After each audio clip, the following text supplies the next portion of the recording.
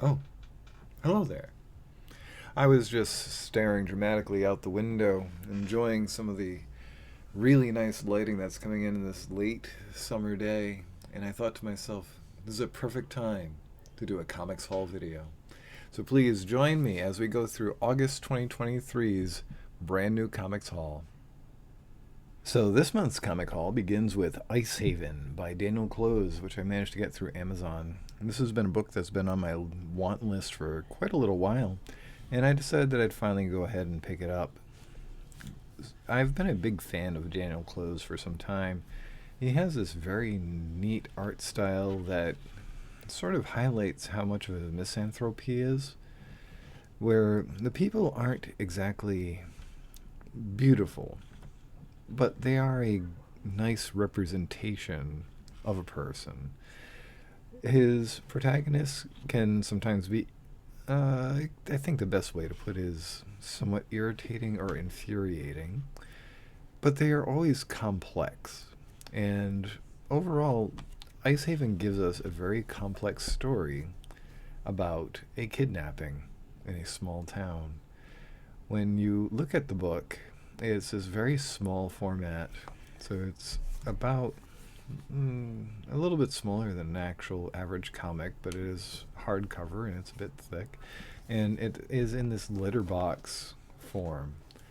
And I think that it's very neat when creators actually use the format and tell the story using the format to its maximum.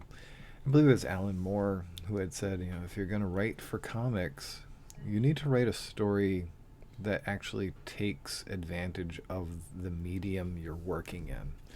And I feel like Icehaven and a lot of other Daniel Close's work does take advantage of that medium extremely well. And even in the beginning of this particular graphic novel, or a comic strip novel, as is put on the cover, there's a interview or a segment with one of the characters, Harry Neighbors, and he is a comic book critic, and it gets into the idea of comics and what they actually are. And I thought it was an interesting talk. We might talk a little bit about that later. But for now, I just want to say Icehaven. This was a solid, above average book. If you are already a fan of Daniel Close, you will like this. If you are not a fan of Daniel Close, this is probably still a very accessible book in comparison to things like Wilson or A Velvet Glove Cast in Iron. Icehaven is a very accessible and entry level type book. So I would definitely recommend it for someone that's new to Daniel Close. So, excuse me.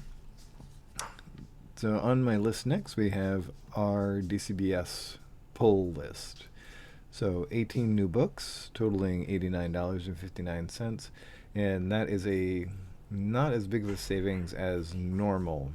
So what has happened this month is I have this one book that I ordered quite by mistake. It's a incentive cover for the neighbors, and the price of it was about 10 times as much as the book normally is. So it was a bit of a gut punch to the budget for comics for this month, but is what it is. One of the unfortunate things about DCBS is it's easy to just add stuff to your cart and not realize how much you're spending. So that said, let's get into what we've got. We got Alice Never After. So that is from Boom Comics. As you folks know, I get a few books from Boom, and I'm always generally pleased by them. This is telling the story of Alice in Wonderland through a, I want to say, somewhat more modern lens, and I think that it's going to be a fun time. It certainly is going to take liberties and all that sort of thing with setting and story, but it definitely seems like it's going to be a good time. I was always a fan of Alice in Wonderland, so this was a easy sell for me. Alice Never After. And again, this cover is a lot of what sold me on it. It just really really saying to me. We got Battle Chasers number 12, and this is a nice clean cover. I love this. I like the covers when they have no titles to them. I enjoyed the newest installment of Battle Chasers, and this is just going to keep carrying it on. Again, it's taken so long since the previous series that I remember about a quarter of the stuff that was happening, if that. So I feel a bit encouraged to actually go into my comics, my older comics, and start pulling stuff out to read and catch back up to where I had been. But at the same time, I've still been enjoying what I'm reading, and I don't feel like it really needs the additional context. So we'll see what happens. I don't think that there's going to be terribly many more issues to this, but I think that they're going to finish it up, and I'm hoping that it's going to end nicely.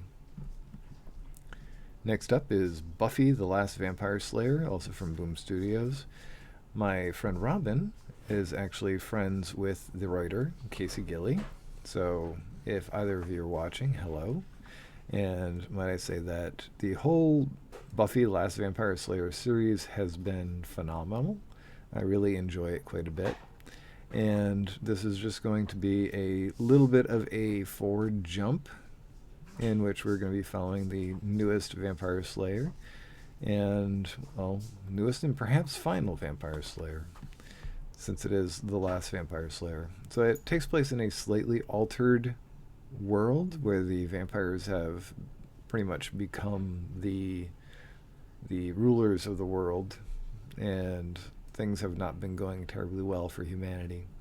So it's up to Buffy and, my goodness, I forget her name, the other main character, Haley.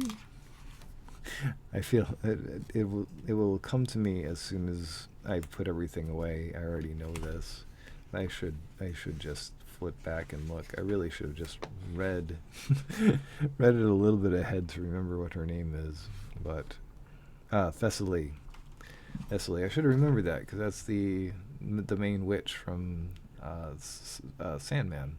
But yeah, so Thessaly is going to be a little bit older in this one, and so she'll be taking over the Slayer duties.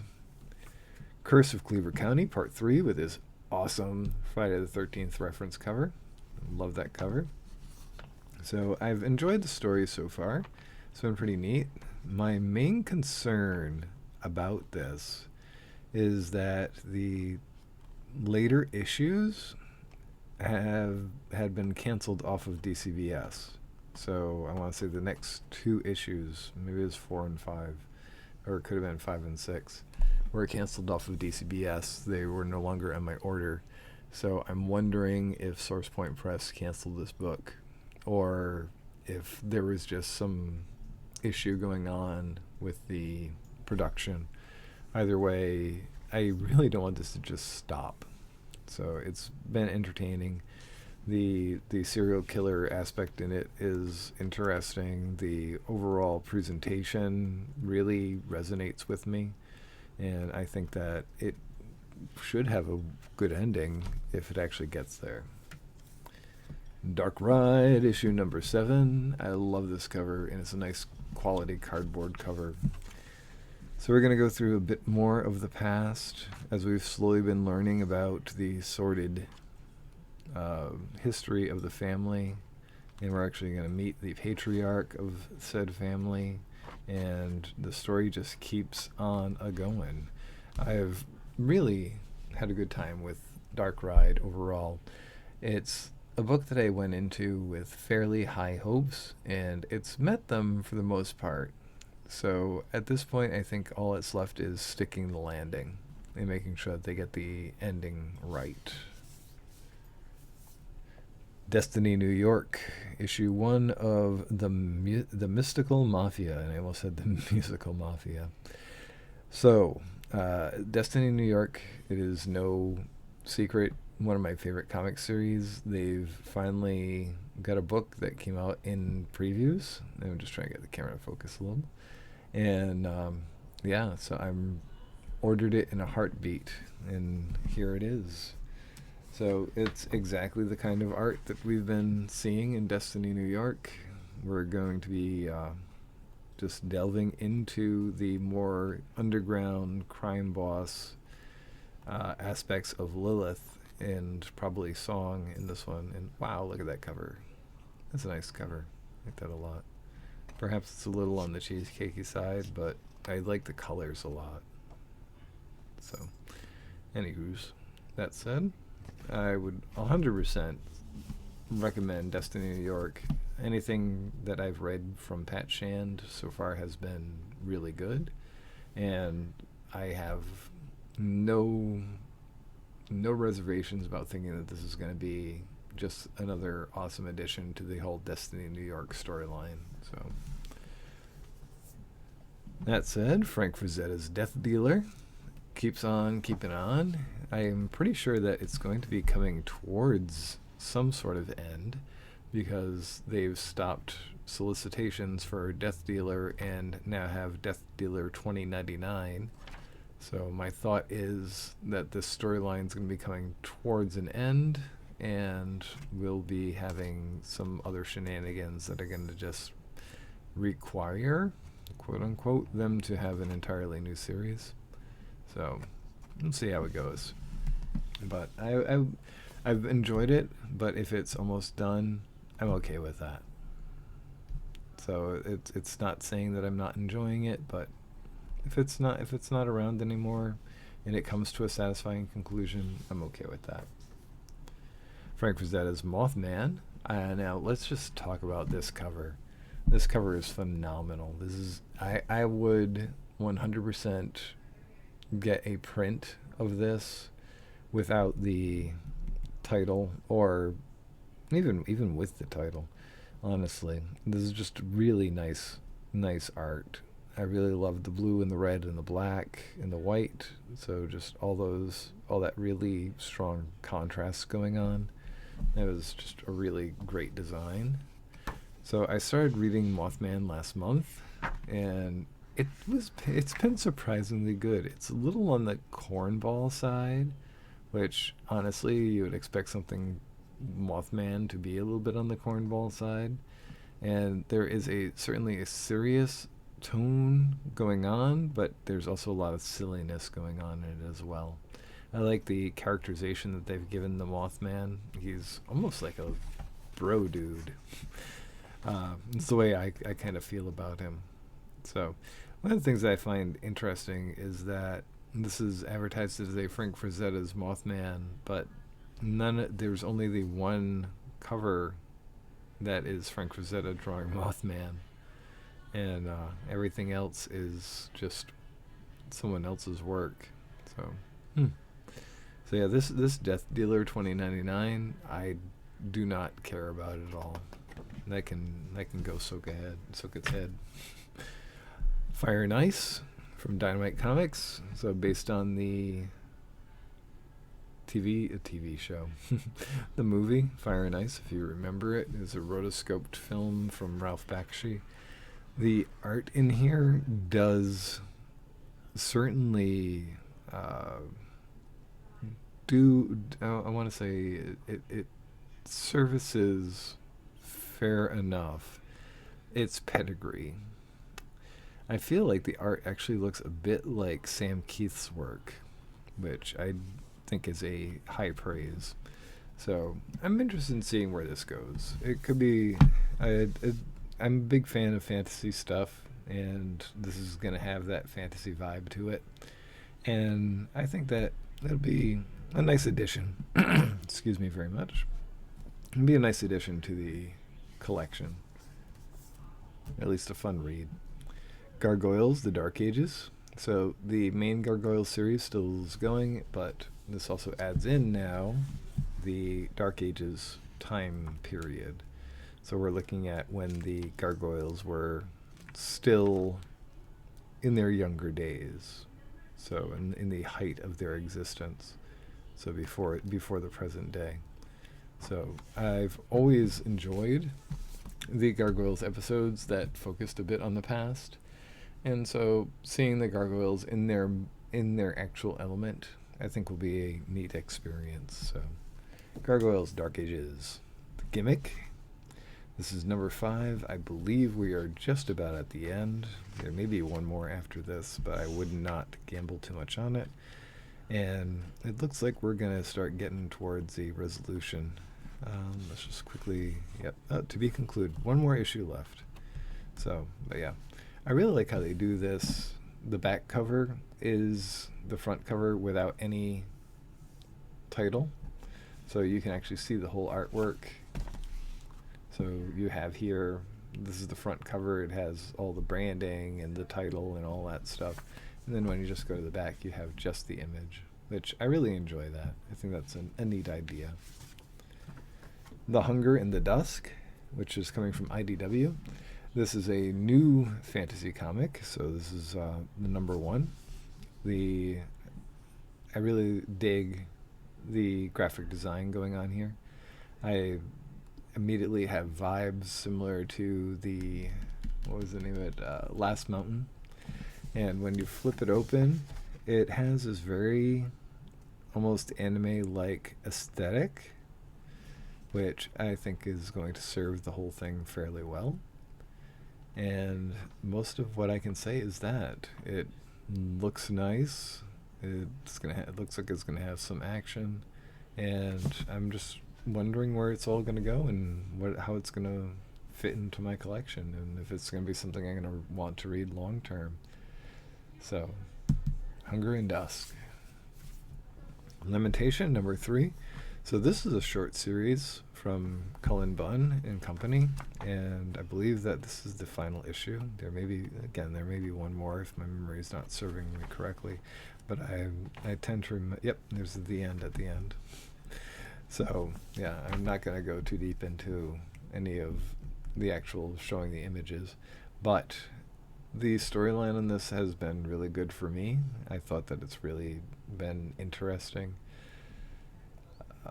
If memory serves correctly, Sarah doesn't really care for this one, so which is fine.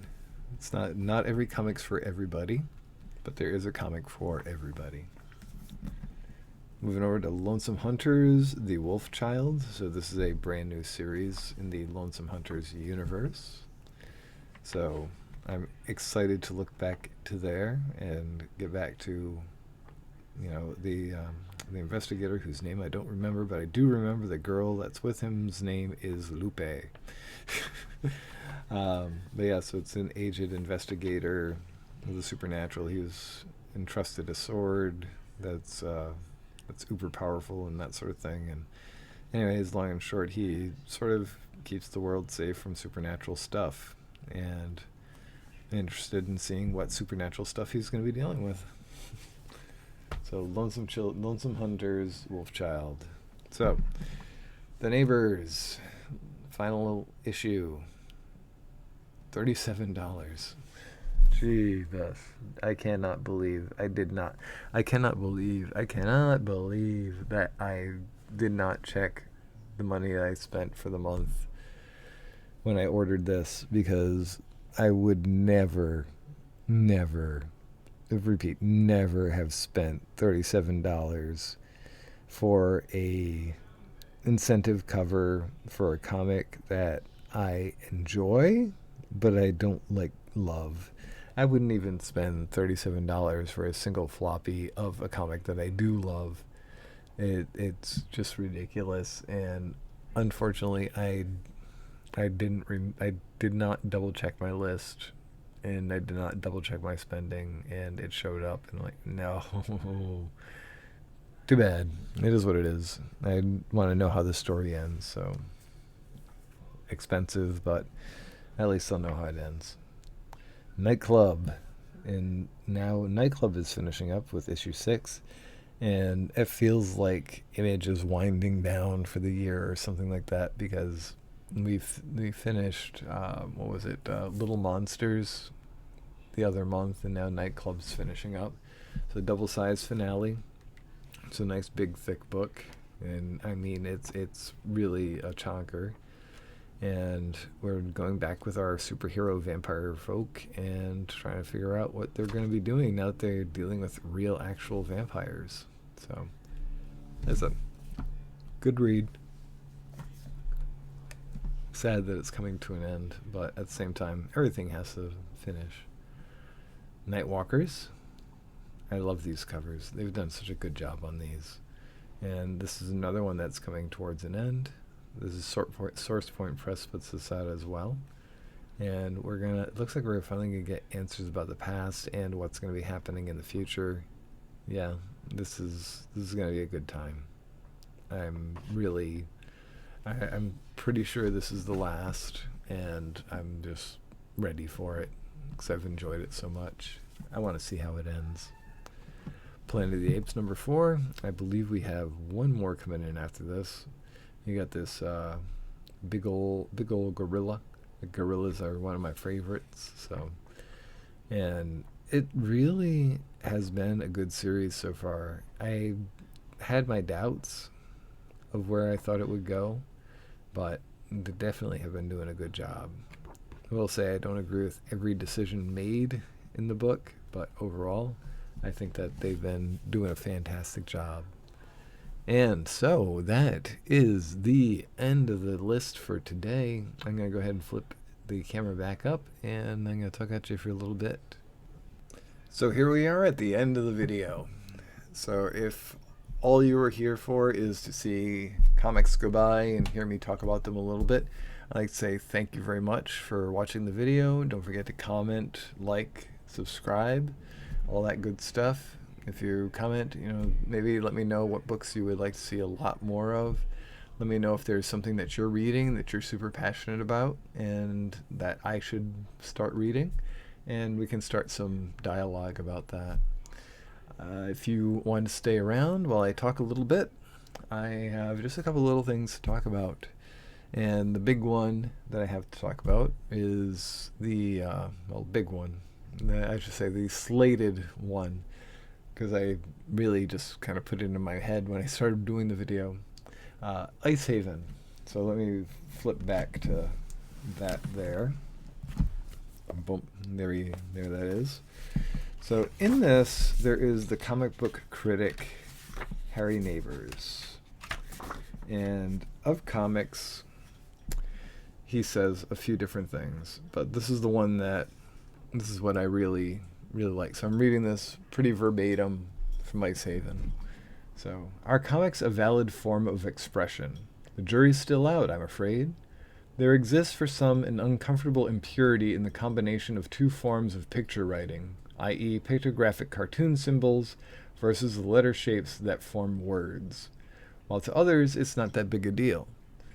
Alleged awkwardness aside, perhaps in that schism lies the underpinning of what gives comics its endurance as a vital form. While prose tends towards pure interiority, my God, that's a difficult word to say, coming to life in the reader's mind, and cinema gravitates towards exteriority of experiential spectacle, perhaps comics in its embrace of both the interiority of the written word and the physicality of image more closely replicates the true nature of human consciousness and the struggle between private self-definition and corporeal reality.